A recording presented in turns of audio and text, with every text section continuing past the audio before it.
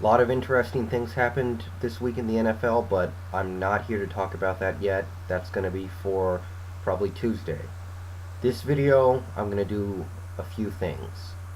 First off, late last night I hit 200 subs. Now I'm at 201, and 200 subs isn't that much for some of you out there, but it's a little bit of a milestone. I don't do this for the subs. I mean, if I did, I would definitely be making a completely different types of videos, because the way I do things doesn't exactly attract a ton of subs. But to my 200 subscribers, some of them have inactive accounts and all that, but it doesn't really matter. Thank you for having interest in what I have to say. So, I got 200 now, so I'm working my way up to the top. Being a Seattle fan and not being a Cowboys fan, it kind of puts me at a disadvantage. But enough about that. First guys I wanted to talk about is the Seattle Mariners. These guys. This here is an old relic from the past, but I don't have any Seattle Mariner themed clothing, so this Lou Piniella bobblehead that actually looks more like Edgar Martinez will have to do. 12 games left in the season for the Mariners. We just took 2 out of 3 from the Yankees, which is awesome. The Friday game was a walk-off ninth inning home run by Ichiro. We were down by 2-1, and we won 3-2 on his home run. So that's awesome. And these guys have really surpassed my expectations this year. Last year we lost over 100 games. This year we're not going to lose more than 80. It looks like. So 78, 72. We need a win. 4 more games to ensure a winning record. 3 wins would ensure a 500 record, but I think we can get a winning record. I want 4 more wins. Not expecting to make the playoffs. Never really thought we could, so that's fine. But what about second in the division? I mean, the Rangers are falling flat on their face. The Rangers have been dropping games left and right. We are 4 games back of the Rangers, and I think we play them to wrap up this season. we may end up skipping them, but if we can catch the Rangers and finish second in the division, that would just be even more awesome. But I think we can win at least 4 of these next games. I think we're better than the Tampa Bay Rays, and I think we play Oakland too, and I think we're better than them, definitely. I mean, Oakland's not going to catch us. We're not finishing in the basement. But I don't know if we can catch Texas, but we're going to try our hardest. So I want to give those guys a shout out for exceeding my expectations this year. Let's see, what do we have left? Tampa, Toronto, Oakland, Texas. We have a chance to beat any of those teams on any given day. So to think that we can win just 1 game in those series, not too far-fetched at all. Where else can I go with this? Felix. I want to talk about Felix. 16 wins, so he might have a shot at 19 wins. Probably not going to get 20. Not enough games left, which is unfortunate. But his ERA is under 2.5. If he can keep it under there, that's great. Should hit 200 strikeouts on the season, no problem. Should hit about 230, 240 innings pitched, and all that's great. Robert Branyan, 31 home runs on the year. Hopefully he can hit a couple more. If Lopez has a great end of the year, he could hit 100 RBIs. He's at 91. Ichiro would have to go out of his mind to hit 100 runs. He's currently 83, so that's not happening, but it's just some stuff to watch out for.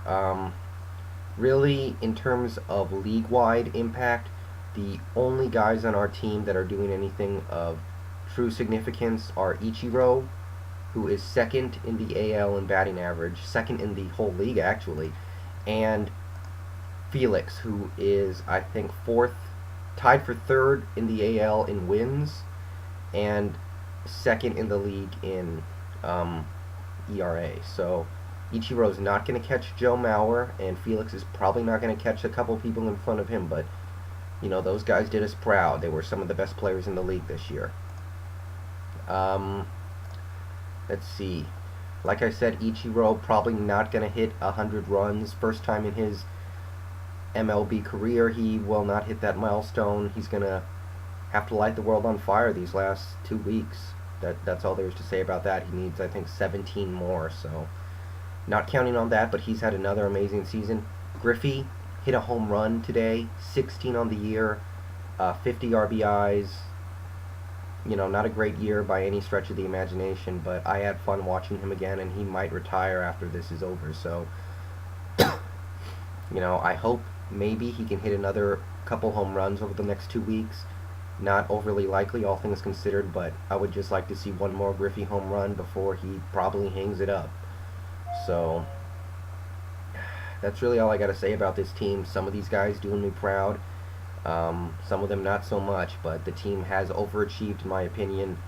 Maybe something good next year. And now, gonna move over to these guys, the 2-1 Washington Huskies. Alright, so the initial euphoria of that first win, it's kind of over, so we need to move on. Need to start thinking about Stanford, and need to start thinking about how we're gonna build on this, because no matter what we do the rest of the year, if we lose all our games to end the year, this game is still big. The fact that we beat USC is still huge no matter what we do, but we can make it mean a lot more if we can find a way to win more games, maybe have a winning record, make a bowl game. I don't know, but in terms of individual success, I think I now know what this team should be capable of. You know, Jake Locker. Based off what I've seen so far, there's no reason why he should not pass for 3,000 yards this year. No reason why he shouldn't throw at least 20 touchdowns. No reason why he should have any more than 8 interceptions. So those are my expectations for Locker now. He's set the bar high these first 3 games, and I expect him to have a good year. 3,000 yards, 20 touchdowns, less than 8 interceptions. Those kind of numbers are going to be what I expect from him the rest of the way. Chris Polk, I think he can be a 1,000-yard runner. You know, hopefully pounded in the end zone 6-7 times. Since we seem to like to pass and do quarterback runs when we're near the goal line, he's not going to get that many touchdowns, but I think he's a 1,000-yard back.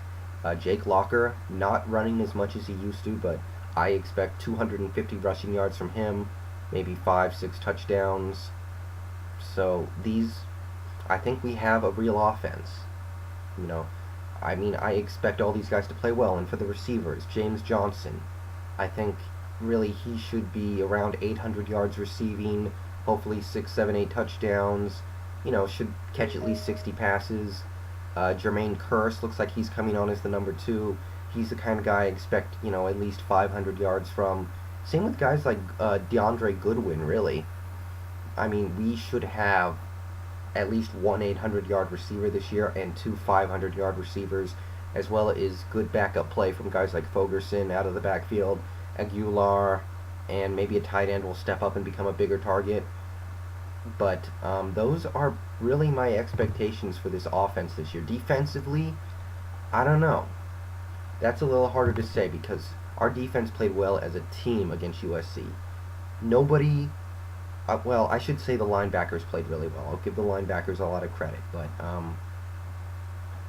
we didn't really get a lot of pressure on Corp. We obviously forced some fumbles, but only had 1 pick. Other than Foster, I don't know if we have any studs on this defense, but we have a lot of good players that play well. And I don't have any individual or group expectations for those guys, but I'll just say that they're playing well right now and leave it at that. Now, looking at it, there are 64 teams out of 120 that make a bowl game. Meaning, if you're 6-6, you're going to have a good shot at a bowl game. If you're 7-5, you should be in. So, looking at the rest of our schedule, we have at Stanford and at Notre Dame. Stanford's been pretty good so far this year. I think they were pretty bad last year, but I might be thinking of one of the Arizona teams. And we're going there, but that's still a winnable game. And it's a game that if we are as good as we showed yesterday, we should be able to win. And as you move down the schedule, we also have at UCLA. UCLA started this season strong, but it looks like they're going to start Kevin Kraft at quarterback from here on out. So, if Kevin Kraft is out there when Washington plays UCLA, I'll expect to win. I don't care where the game is. So, that's another. We have Washington State at home, November 28th. I will always expect to beat the Cougars, no matter what. And then we also play Arizona State. I think I already said Notre Dame. We also play currently number 6 California. If we go 4-5 over those games, I think we will be in a bowl game because we beat USC and played tough against LSU. 6-6 will get us a bowl game. So, I'm looking at Washington State, UCLA, and Stanford as games that I'm definitely going to expect to win. We got to win at least one more of those others. And really, I give us a chance in all of them because we beat USC, right? But those are my expectations this year now. It's gone up.